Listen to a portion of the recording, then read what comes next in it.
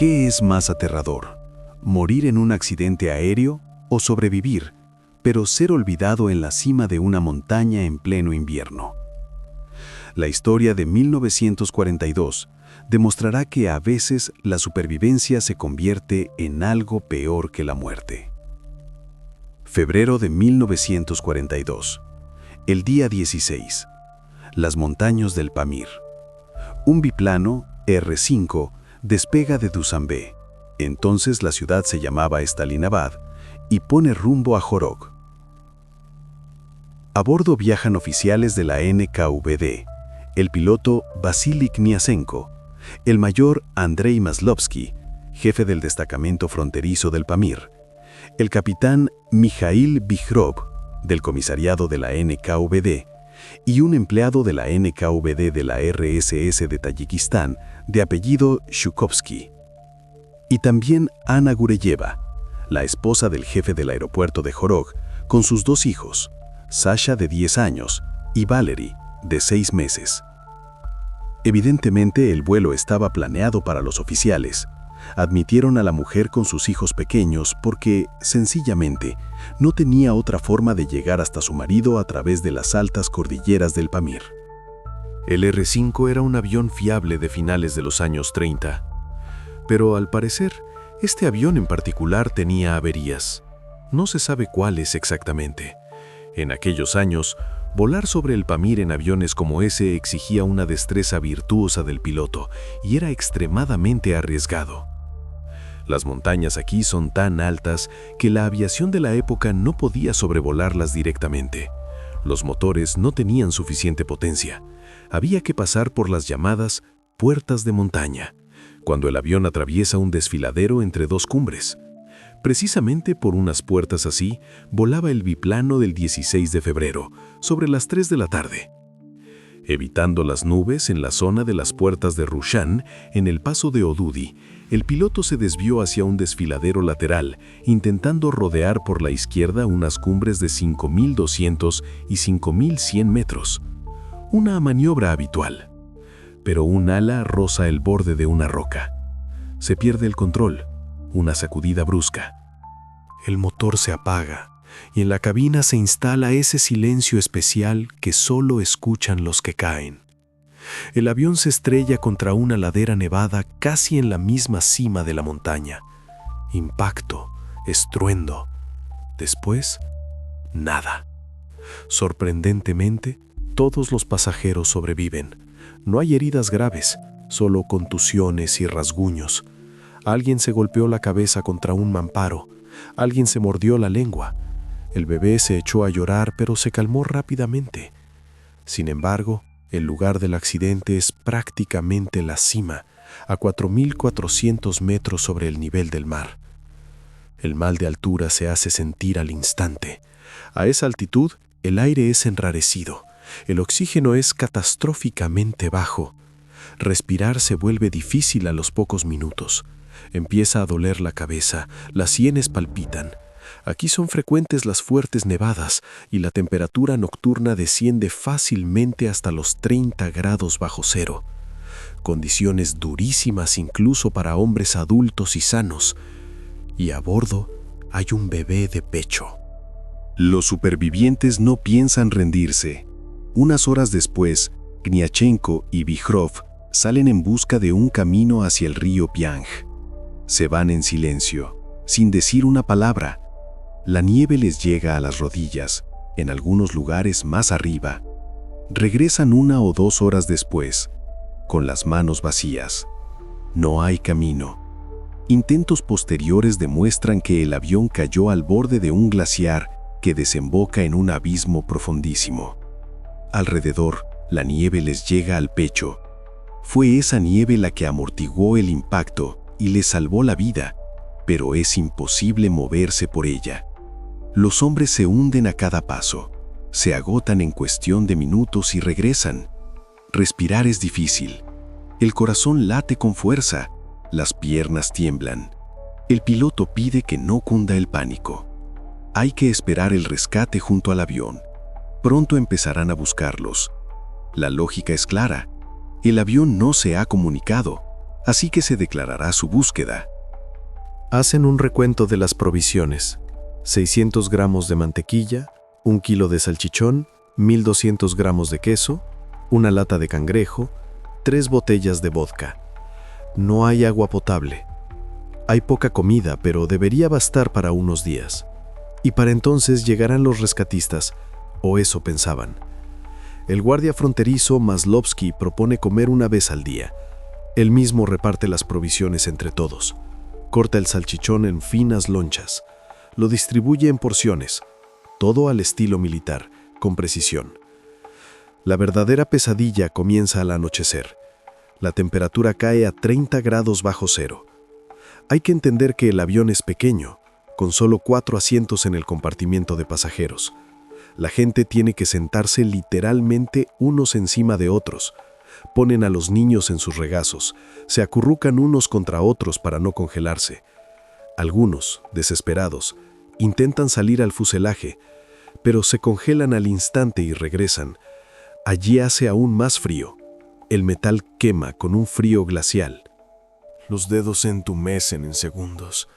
De vez en cuando alguien sale a buscar nieve y la come, ya que no hay agua.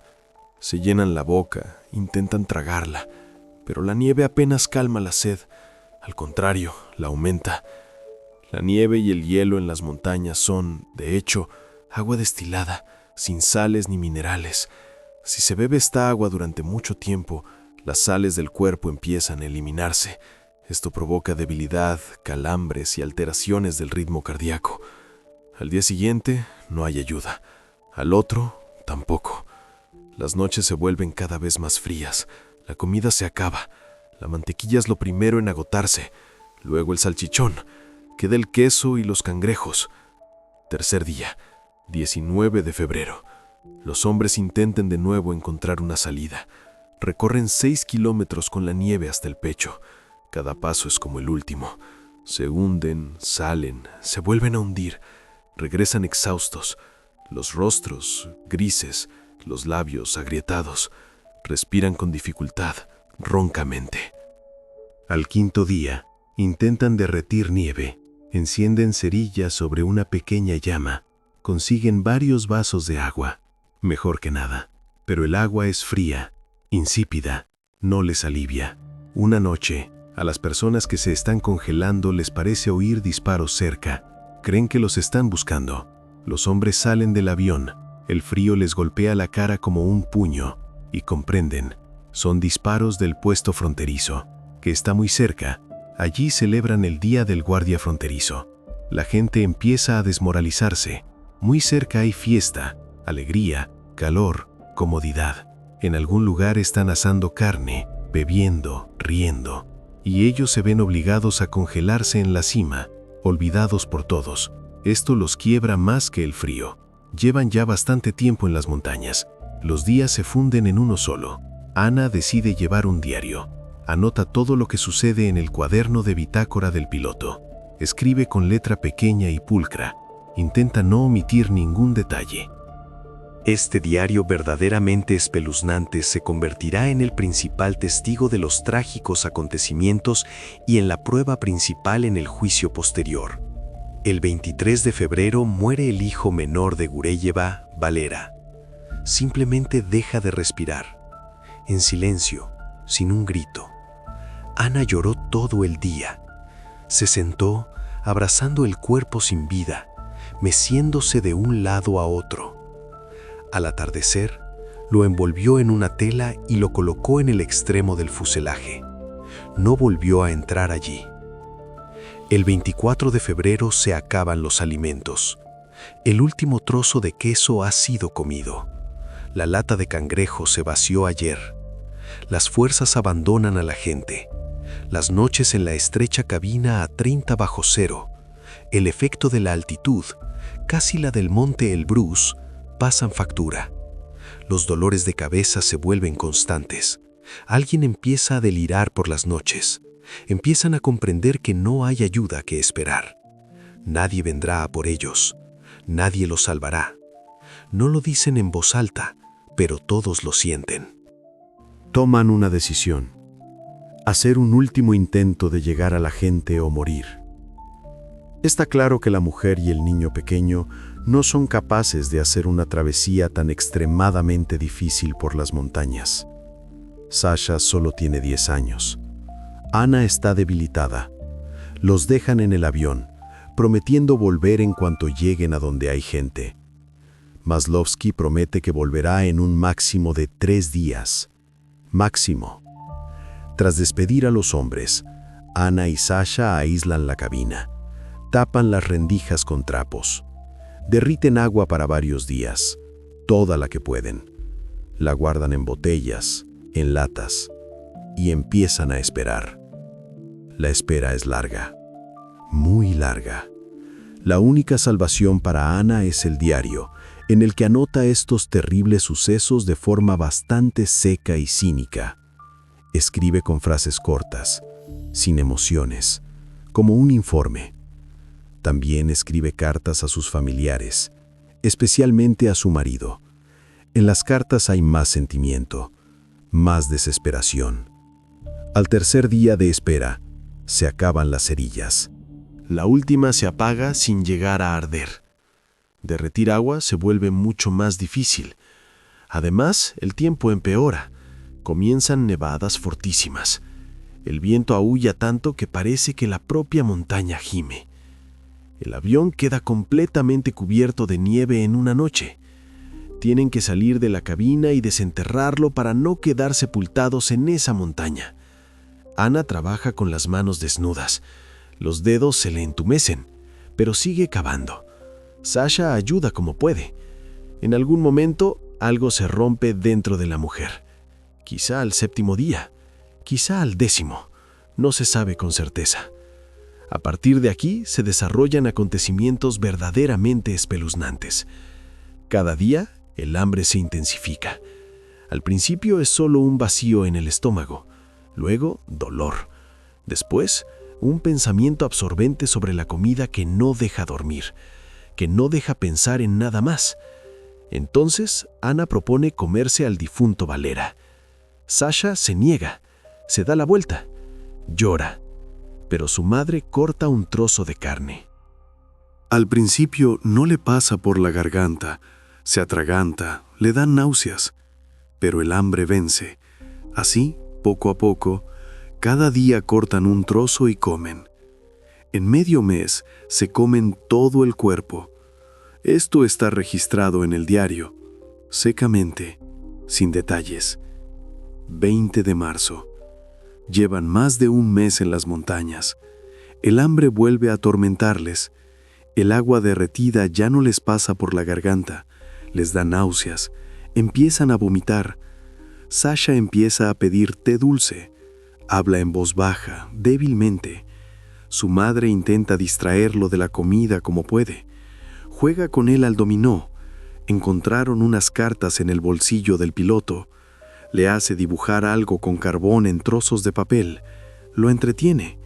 Le cuenta los cuentos que recuerda. Le canta canciones. Al pequeño Sasha le gusta escribir cartas. Le escribe a su padre, a su hermano, a su abuela. Esto es quizás lo más espeluznante que se puede leer. Letra infantil, líneas torcidas, palabras sobre cuánto los echa de menos, que quiere ir a casa. El niño se debilita cada día más. Deja de levantarse. Yace con la mirada fija en un punto. Entonces Ana se pincha una vena del brazo con una aguja. Llena medio vaso de sangre y se lo da a beber. Caliente, salada. Sasha hace una mueca pero bebe. Se calma un poco e incluso se duerme, pero se despierta unas horas después. Se encuentra mal. Empieza a delirar, a llamar a su padre. Se agita, no reconoce a su madre. El delirio dura varios días. La fiebre sube, luego baja. Los labios se secan, se agrietan. Un día le dice a su madre, en un momento de lucidez, que nunca más volverá a ver ni a su papá ni a su hermano mayor. Le da las gracias a su madre por todo lo que ha hecho por él. Lo dice con calma, como un adulto. Le pide que, si sale de ese infierno, hornee pasteles de pasas y los reparta entre toda la familia para que lo recuerden. Ana asiente. No puede hablar. El 22 de marzo, Sasha muere. Por la mañana. Exhala suavemente y no vuelve a inhalar. A juzgar por el diario, ya no era la mujer que se había subido a ese maldito avión unos meses atrás. Se está muriendo de hambre. El cuerpo se seca, la piel se tensa sobre los huesos. Pero decide no tocar el cuerpo de su hijo mayor. Aguanta 3 días, se sienta a su lado, le acaricia el pelo. Luego, le corta la mitad del brazo. Lo hace rápido, sin mirar. Lo corta en trozos y los pone al sol. Cuando la carne se seca, se la come. Mastica lenta, metódicamente. La acompaña con agua derretida. Le parece que está sola en esa roca nevada, pero no es así. Por las noches, alguien empieza a caminar alrededor de la cabina. Oye pasos, arañazos. Cuando Ana sale del avión por la mañana, ve huellas de un gran felino en la nieve. Grandes y nítidas huellas de garras. Al parecer, un leopardo de las nieves la ha rastreado y espera poder alcanzar a su presa. Pero por la mañana, la bestia se va. La luz del día no le agrada. Ella sale de su refugio, se tumba en el ala calentada por el sol y dormita. El sol apenas calienta, pero es mejor que la oscuridad helada de la cabina. Pasa otro mes terrible de infierno nevado. Del cuerpo de su hijo no queda prácticamente nada. Los rescatistas no llegan. Ha dejado de esperarlos. Simplemente existe, día tras día. Ese día escribe en su diario que lleva ya 70 días esperando, pero nadie viene a por ella. Los números tiemblan. Su mano está debilitada. Comprende que nadie vendrá. Escribe cartas de despedida a su marido y a su familia. Se despide. Agradece la vida que tuvo. El hambre es tan fuerte que decide que si la expedición no llega antes del día 15, se cortará 2 dedos y se los comerá. Lo anota en el diario. Piensa qué dedos elegir: el meñique y el anular de la mano izquierda. La mujer piensa que el piloto y los 3 hombres de la NKVD que intentaron llegar a la civilización están muertos. Yacen en algún lugar de la nieve, congelados. De lo contrario, la ayuda ya habría llegado sin duda.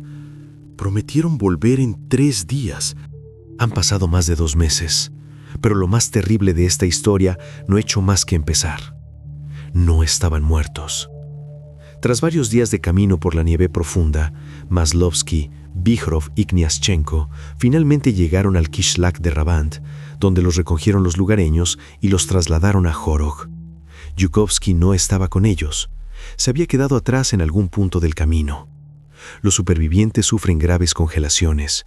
Los dedos de los pies se les han puesto negros, la piel se les desprende a tiras. A los 2 hombres de la NKVD les amputan las piernas, a Maslovsky ambas, casi hasta la rodilla, a Vihrov una. El piloto Kniaschenko tuvo algo más de suerte. Llevaba unas cálidas botas de piel, parte del uniforme de los pilotos. Esas botas salvaron vidas y miembros en más de una ocasión. A él solo le cortaron los dedos de un pie. ¿Y qué ocurrió después? ¿Acaso se apresuraron a rescatar a Ana y a su hijo que habían quedado en las montañas? No. Mientras estaban en el Kishlak, ninguno de los 3 hombres se acordó siquiera de la mujer con los niños, abandonada en las montañas. Ni una palabra, ni una insinuación.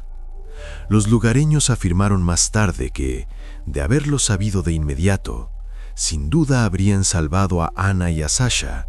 Conocían el camino, podrían haber llegado en 2 días. Solo en Jorog, el piloto mencionó de pasada a Ana Gureyeva en una conversación con un médico. Añadió con seguridad que ya estaba muerta. Por eso nadie buscó al desaparecido Yukovsky, ni a los Gureyev con sus hijos durante otros 2 meses, y muy probablemente no los habrían buscado nunca, de no ser por una casualidad. Pero era el año 1942. en pleno apogeo de la guerra. El frente lo exigía todo: hombres, equipamiento, metal. A la Dirección de Aviación Civil de Dushanbe llega un telegrama cifrado firmado por Vyacheslav Molotov, que ordena encontrar todos los R-5 estrellados hasta la fecha, retirar sus motores y enviarlos para las necesidades del frente. No enterrar a los muertos, no salvar a los supervivientes, retirar los motores. Se envía un grupo de búsqueda. Según las memorias de Tijomirov, en la expedición, además de 14 voluntarios, también participó el marido de Gureyeva, Iván. Un dato interesante y extraño: para entonces él llevaba ya un mes casado con otra mujer, nueva esposa, nueva vida. Y habían pasado menos de 2 meses desde la desaparición de su primera esposa y sus hijos. ¿En qué pensaba mientras subía las montañas? No se sabe. El 8 de mayo, el grupo se puso en marcha. La primavera ya se había instalado y la nieve comenzaba a derretirse, pero en las alturas, el frío aún persistía. Los rescatistas necesitaron varios días para llegar al lugar del desastre. El camino es difícil, la nieve se hunde, no hay sendero. Mientras avanzaban, en una de las grietas encontraron el cuerpo del fallecido Shukovsky. Yacía de espaldas, con los brazos extendidos. En la mano apretaba una pistola, los dedos congelados sobre el gatillo. Alrededor había numerosos casquillos de bala, más de 20. En el cargador de la TT no quedaba ni una sola bala. Al parecer, el tren de supervivientes lo abandonó para que muriera. Quizá no podía seguir caminando, y él disparó al aire intentando hacer una señal, pero no esperó a nadie. Murió congelado, en soledad. Al cuarto día, la expedición llegó al supuesto lugar del accidente. Las coordenadas, la descripción del terreno, todo coincidía. La altitud era la correcta, el desfiladero era el mismo, pero el avión no estaba por ninguna parte. Buscaron durante varias horas, recorrieron todo el entorno. Ya habían decidido regresar, pero entonces uno de los miembros de la expedición, un joven de apellido Petrov, decidió cruzar la cresta para ver qué había al otro lado, y vio una escena espeluznante. A pocos metros de él, sobre la nieve, yacía el fuselaje negro de un avión, medio cubierto de nieve, y sobre él estaba sentada una mujer, inmóvil, como una estatua. La mujer giró lentamente la cabeza. El movimiento fue tan lento, tan inhumano. Los hombres, petrificados, oyeron claramente su pregunta en el silencio sepulcral con una voz ronca, apenas audible. «Vania, ya te has casado, ¿verdad?» Iván estaba detrás. Palideció, no pudo articular palabra. Como sabemos, efectivamente, ya se había casado. «¿Y dónde está Sasha?», preguntó Iván, encontrando por fin la voz. La mujer levantó lentamente una mano, huesos cubiertos de piel, dedos como palos, y señaló un cráneo roído que yacía cerca. Un cráneo pequeño, infantil. En 85 días de supervivencia en las montañas, Ana se había convertido en un cadáver viviente. Pesaba menos de 40 kilos, la piel gris y tensa, los ojos hundidos. El pelo se le había caído a mechones. La rescataron, la envolvieron en mantas, le dieron agua, poco a poco, sorbo a sorbo. La bajaron en una camilla, pero no se sabe si se alegró de ese rescate después de todo lo que había vivido. Miraba al cielo y guardaba silencio. Ana Gurieva pasó más de un año en un hospital psiquiátrico en Dushanbe. Yacía en su habitación, mirando a la pared. No hablaba. Los médicos intentaron devolverla a la vida, pero algo en su interior se había roto para siempre. El destino de su esposo Iván y de su hijo mayor Vladimir es desconocido. No se conservan registros. La propia Ana se casó por segunda vez. Tuvo hijos y luego nietos. Vivió una vida normal. Trabajó, crió a sus hijos, pero hasta los últimos días de su vida no quiso recordar aquellos meses en las montañas. Si alguien sacaba el tema, se levantaba y se iba, en silencio. Murió a principios de los 90 en Dushanbe, y olvidar aquellos meses, seguro que ya no pudo. ¿Qué fue de los hombres de la NKVD y del piloto que abandonaron a una mujer y a un niño a morir en las montañas? Se abrió una causa penal por el hecho de abandonar a una mujer y un niño en una situación de peligro. Artículo 127 del Código Penal de la RSF-SR. El piloto Niasenko fue enviado al frente a un batallón penal, lo que equivalía a una sentencia de muerte. Murió allí poco después. Se desconoce si fue en combate o fusilado por cobardía. Maslovsky y Vihrov recibieron sentencias cortas. La guerra lo perdona todo. Cumplieron condena en campos de trabajo. No se sabe qué fue de ellos después. Los archivos guardan silencio. Al expediente penal se adjuntó el diario de Ana Gureyeva, que se convirtió en la fuente de los detalles sobre su encierro en el infierno helado. Anotaciones secas, fechas, hechos. Además de las notas de Ana, en el caso también figuran las cartas de su hijo Sasha, escritas con letra infantil y con faltas de ortografía. Como se dijo al principio, esta es una de las historias de supervivencia más espeluznantes, una historia de deshumanización, sobre cómo las personas dejan de ser personas. Los actos terribles cometidos por Ana, fruto de la desesperación y con la razón claramente nublada, no tienen punto de comparación con los actos de los hombres que sobrevivieron. Ella luchó por su vida. Ellos simplemente la olvidaron.